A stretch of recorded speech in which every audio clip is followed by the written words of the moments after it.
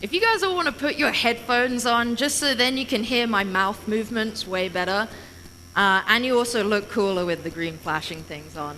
So hi there, my name is Emily Bissett, and this is a session on Adobe Firefly for video production. Now, my goal of this session is to basically give you an update of where we are with Adobe Firefly and where we might be going with that. I'm going to show you a couple of features that I've found that users don't really know about, and so I want to introduce them to you today and just see if you want to use them in your practical workflows. So like I said, my name is Emily Bissett. I am a creative 3D evangelist and creative technologist at Adobe, which sounds really fancy, but it's actually because I'm straddling two roles at the moment. So I was an evangelist, and then I'm moving on to being a technologist, and I don't have time to explain that. But that basically means that I like to work with our future tech and really be at the front of how it's being deployed to our customers. And I'm also really good at embarrassing myself for the good of the company. And so if you're lucky, I might do that today. And so I've only got 15 minutes, which I'd love to have more time to show you more things, but I'm going to do a kind of quick fire thing of what we've got going on at Adobe and with Firefly, because everything's moving very fast. I know that from working at Adobe because it feels like we're releasing stuff almost every week. And so I like to run these sessions just to give you that update and to see what's out there. You don't have to use all of the things I'm going to talk about today, but it's to make you aware that they are there. So I'm going to start off with a question. How many of you are being asked to deliver more content across more platforms on tighter budgets, on the same production budget? Now, whether you respond to this question, yes or no, whatever it might be, the bottom line is that production is speeding up and becoming more demanding than ever.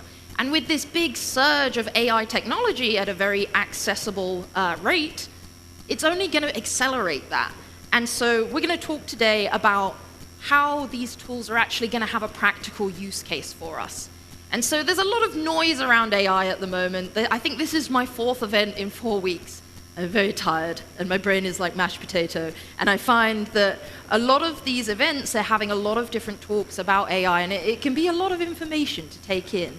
Even online, I spend a lot of my time online as an evangelist, and that's what everyone wants to talk about. But what I find when I talk to users at events like this, they know what AI is and how to prompt it and everything. That's something that's information that's widely available. But they want practical use cases. And this is what I want to try and show you a couple of them today. Now, I think we've all had a go at prompting images and videos, but now we want to see where that fits in real life, right? And so before I start, I want to talk to you today a little bit about Adobe Firefly and show you some tools that we're building with it. And if the last time you looked at Firefly, it was just an image generator, then it's time for an update, because this is now a full creative AI studio. This is doing things like images, audio, video, design, all with 30+ industry-leading Gen AI models, all in one place, under one roof. And we're adding in new ones all the time. And so I want to talk about, I'm sorry, it's really pixelated.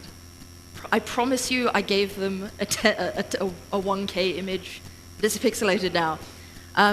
We do not and have never trained on customer data. That's something that's really important to us, and that's why I enjoy coming to these things and talking about it, because I think if we don't have that kind of ethics in mind when we talk about this stuff, you know, we're a creative software company. You know, what's the point otherwise, right?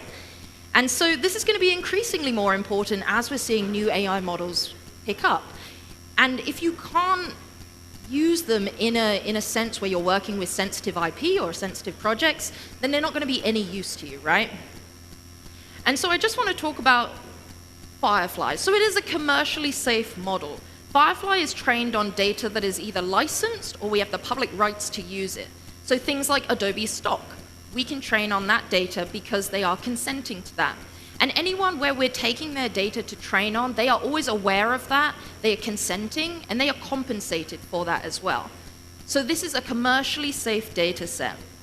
And when using Gen AI through our Adobe Firefly platform, you actually have access to our partner models on there, and we'll talk about them a little bit more in a minute. But in order for us to host a partner model on our Adobe Firefly platform and use the Adobe Firefly tools, they have to contractually consent to not train on our customer data. So as long as you are using them in that Firefly umbrella, that bubble, they are not training on your data. I can't speak for any other time, but that is a contractual obligation that we enforce. And that's why sometimes that can take a little bit longer to get the latest models in there, because we're working out those legalities with them. I also want to talk about the Content Authenticity Initiative, the CAI, which I keep calling the CIA. It's not that. And so this is to do with content credentials. So this is basically, if you are working in an Adobe software or using Adobe Firefly software and you create an image or a video, it's basically going to be given a nutrition label, like a digital nutrition label that tells you where the content was made, who it was made by, and how it was made as well. Now, this is at a very base level with the founders of this initiative, and we've got a lot of people jumping into this initiative as well, and it's something we're actively working on. One place that I see it organically is LinkedIn. So on LinkedIn, when someone shares an image that they've made in Photoshop or Firefly or something, sometimes you can see that content credential just in the corner, and you can click on that, and it's going to give you some basic information on where that was created, who it was created by. Now, at the moment, in my opinion, it's a little bit basic because we have very big pipelines, right? But this goes to show this is an initiative we're working on for it. And I think when we're getting so much content being put out there these days, it's going to be more and more important to understand where that content is coming from and who that is owned by, right? So now let's talk about Firefly boards. Can I see, has anyone used Firefly boards? Not many people have it. Oh, my man. Okay, and so Firefly boards is really exciting for me to talk about. It's probably my favorite tool at the moment that uses Firefly in its workflow. But what's nice about this is you don't have to be using generative tools to find Firefly boards beneficial. So Firefly boards is our collaborative web-based application. This is basically a giant mood board that you, your team, your collaborators, your client can start adding images and videos and annotations to. Now, you can bring in your own files from wherever you're getting from your computer, your SharePoint, wherever it is, but you can also use generative tools in there to expand your ideation with it. Now, a lot of people tend to use it for ideation, but I know creators out there that are using it for the entire pipeline, which is totally fine, but I tend to use it to find a direction to go in. So I can add my clients' images, I don't know, reference images, logos, color palettes or something, and then start ideating on that. And this is super nice. What I like to talk about is that you can actually generate up to 4 things at the same time. And for me, when I'm mood boarding, I'm trying to just throw all my ideas onto digital paper. And so it's nice to be able to add one that's using Nano Banana, or add one that's using Firefly Image 5, or something like this, and keep those going. And so you're working in quite a fast-paced environment. Now, this is a great platform to utilize many different Gen AI models on. So like I said before, you actually have access to partner models on there. And this is all under one roof. I think that's what's really important about it is with your Creative Cloud Pro subscription or your Firefly subscription, whichever one you're on, you're getting a certain amount of credits, and you will get to use partner models with those credits. Now, when I say partner models, I say that because obviously Firefly is our commercially safe model, but we trust you to make that judgment that is appropriate for your project. So if this is something that you're just concepting, ideation, it's not going in front of public-facing audiences, or perhaps your client isn't bothered by that kind of thing, you can choose to use those partner models. It is totally up to you. We're making it accessible for everyone to work on every different project with it.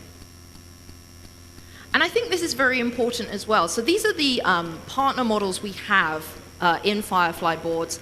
And the point is that you're not working out with 7 different subscriptions, 7 different rights agreements. It's all under one roof. And hopefully, if you're already an Adobe customer, this is quite a familiar process to you. Hopefully, it's quite trustworthy as well, especially when we look at how many new businesses are coming out with all these Gen AI models. It's nice to have them all in one place. We understand how it works. We know the UI. We know the rights agreements involved with that. And I think there's also a safety element to it as well. I like to use my face in some of the content I create, and I like that I'm in something familiar with Adobe. I know that it's under this umbrella. I know that my face is not being used for certain training data. That's not to say online. Sometimes they're probably scraping from my Facebook account. I don't know. but definitely in the Adobe system, it is safe in there. Now, these are some of the partner models we're currently hosting. So we've got the Klings, and we've got GPT Image 2, Nano Banana 2, 11 Labs, Flux Context, all of them in there. Now, once you are done with your ideation, you can actually send directly to a lot of our Creative Cloud apps, which I think is really cool. And so when you want to add that manual refinement, you've done your, I don't know, generating something, and you now want to take it in and use manual skills to maybe add text to it that you're going to localize later, or add those final touches, you can then send straight to Photoshop, or Premiere, or Illustrator, Adobe Express. And we're adding more and more as we go. And the point that I'm trying to make, what's really important is, this is my crystal ball reading for the future, at least as we are at the moment. The creatives that will thrive in this next era are not the ones using AI the most, it's the ones who are building the best workflows around AI. So those creators that know when to let AI run, let's generate something really cool, and now let's take it back and let's curate it. Let's add that refinement to it. And I think that's where I've got to know a couple of creators that are using full Gen AI pipelines. They're doing that manual refinement at the end. The things they're producing is not this slop that we like to talk about. It's genuinely very interesting stuff. It's got authenticity. It's got a story behind it. And that only comes with them adding their creative touch to it.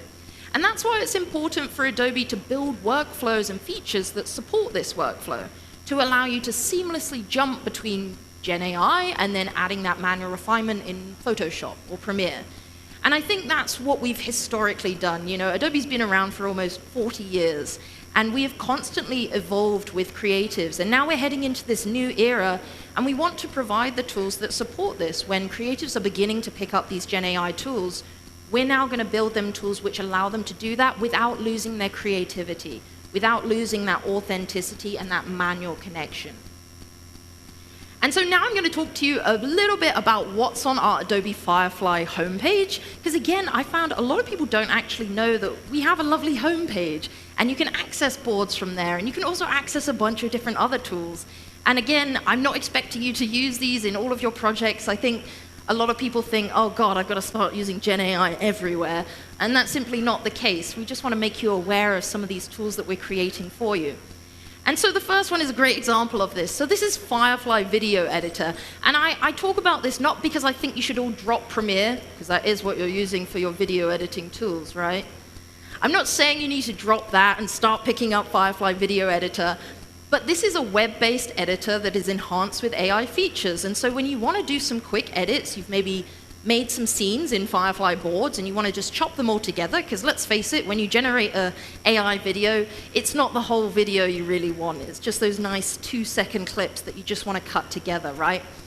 And so this is really cool. You can send directly from Firefly boards. You even have your latest generations in a nice left-hand panel, and you can start building that into it, right? It even has a quick cut feature, and this allows you, I think particularly when you've got quite long form content and you need to kind of squish that down to, you know, a 30-second clip or something, this gives you that base edit. So you can use text to drive how that's going to cut it down. Again, it's in beta at the moment, so give it a bit of grace. But that would cut that down to that duration that you need it to, and then you would then go in there and make those final refinement edits. But it will just help you get to that point where you're actually adding in that creativity, you're actually thinking about what you want in there. It gets you to that point a little bit quicker, right? So the next stuff I want to talk to you about is the audio tools. They're kind of the unsung heroes. Like, I speak to a lot of people about AI and everything, and people don't know that we have these on the Firefly homepage as well. And so the first one we're going to talk about is Generate Speech. And this one's great because it means I can have a sip of water. Hey, maybe you're making an ad campaign and need a voiceover that's different to what you alone can produce. Well, Firefly now has that covered for you. Navigate to Generate Speech on the Firefly homepage and start inputting your text. Choose a voice and speed, then generate. Again, you can choose between using a Firefly model or our 11 Labs partner model. Pretty cool, right? Back to you, Emily. Thank you so much. And so that allows you, particularly if you're a small business, a freelancer, or like me as a student. I was a 3D artist as a student. I still am a 3D artist. I just don't do as much 3D anymore. But I used to make videos, and then, you know, if I have like a a strong male character in it, I couldn't really do the voice for that. And so that allows you to kind of come up with these cool voices just via text. And that's on the Firefly homepage as well. The next one is generate music. And again, I don't expect you to use this in all of your projects, but it's giving you that option to do it. And so again, music on here, we can go in. It's a really nice prompting style. It kind of helps you along with that prompting. You can choose the vibe, the tempo, the timing, the energy of it. And again, it's going to give you 4 options. I think this is a cinematic commercial that I prompted or something.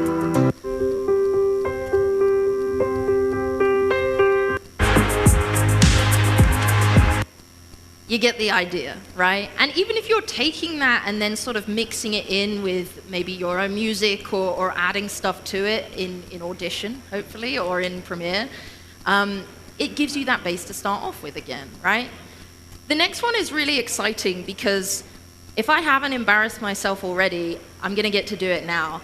So this is voice-driven sound effects. Again, as a 3D artist, when I was making sort of these short films and everything, you know, you could do a bit of Foley, but you can't do everything, right? And so this is generate sound effects. So this is using a text-based prompt, again, on the Firefly website. And I'm from Portsmouth, and I'm a big ship nerd, and so I was wanting a large ship foghorn.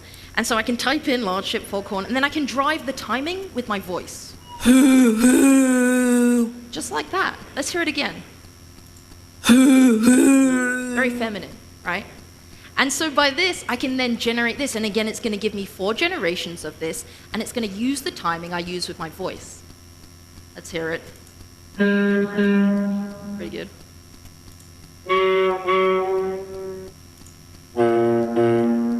You get the idea, right? And it's pretty cool. I've done other bits where I embarrass myself trying to make horseshoes in the snow, because I was trying to do like a vodka advert with like a horse. That was last week. Now we've got ship foghorns. But you get the idea that it allows you to add these nice sound effects with it. So now let's talk about what's to come. So, and when I put these slides in, this was about a month ago, and so obviously we've moved on a bit from now. So this should be publicly available to you now, but this is what we're kind of working on at the moment. Are you ready for it? Are you ready for it? Are you ready for it? Are you ready for it? Are you ready for it? Are you ready for it? Tell me, are you ready for it?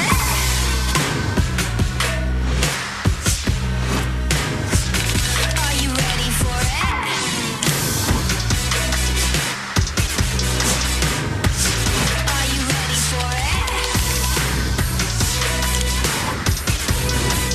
Tell me, are you ready for it? Boom, shakalaka, tell me, are you ready for it? So that was Firefly AI Assistant. So you can have a conversation with our assistant and create projects from this. An example here is we've done a drawing, it's created a vector shape from it, and now we're creating mock-ups with that. Now this is a conversational interface, it is in beta at the moment, it doesn't connect with all of the Creative Cloud apps yet, but you should be able to start trying it out now through your Firefly app. And so I just want to round up with this, and I think this is really important, and when I do things that are a bit longer than 15 minutes, we talk about it a bit more at length than this. But it's very easy to feel scared as a creative, and I've done that roller coaster of fear, and I still probably go through it as well. Particularly as a 3D artist, it was my job to make things that weren't real, and now you can just type it. But it's a very exciting time as well. You know, we have so much possibility that is at us at the moment, particularly if you're a student as well. I like to talk to students about this because I think it's a scary time for them too, in general. But you have always been that one with taste. I mean, humans are always going to be still needed with this. We know when to break a rule because it's going to look better. We know what looks good. We're not just some probability-based giant possibility machine. We can curate it. And I see this with the creators that are using GenAI fully in their pipelines. The stuff they're producing is good stuff. They're using it as this tool and taking over that manual control. So AI is just giving you these many decisions, it's taking you to that place, and then we are executing on it ourselves. So that's all I'm going to talk to you about today. I'm a little bit over time. So you can find me on all major social platforms at 3Bisset, or you can copy that QR code. I usually yap about Adobe, AI, 3D as well. And if you have any questions, I will probably go over there so that they can set up the next talk. But yes, thank you very much for listening, and I hope you have a great rest of your day.